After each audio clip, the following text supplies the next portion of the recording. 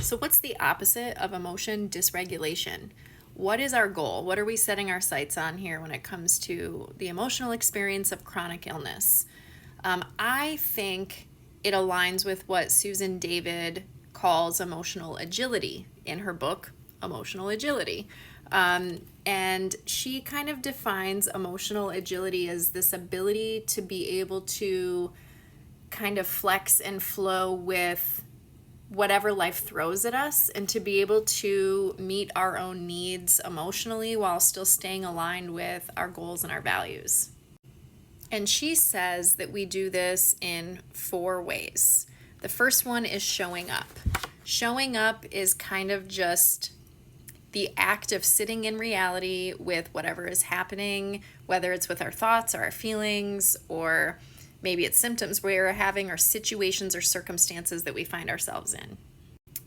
The second way is through what she calls stepping out, which really is kind of like in ACT, the idea of diffusion or putting yourself in observation mode of what you're experiencing. So you're separating yourself and you're observing what you're thinking and feeling and what the circumstances are.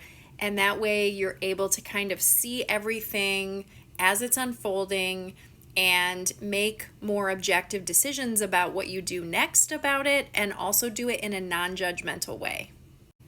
The third way we do this is through what she calls walking your why, which I guess in like ACT work would be making values-based decisions, committed action, right? So it's kind of the idea of once you've put yourself in observation mode, going, okay, what's important to me?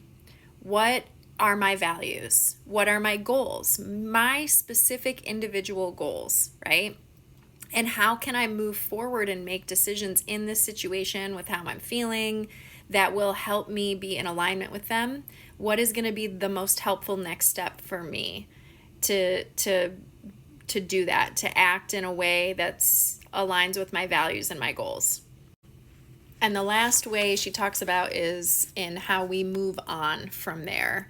And so I think this is all about kind of after we've made individual decisions, how do we keep continuous movement forward, doing all these things consistently, showing up in our lives, keeping that sense of hopelessness and doing things that are helpful, challenging ourselves.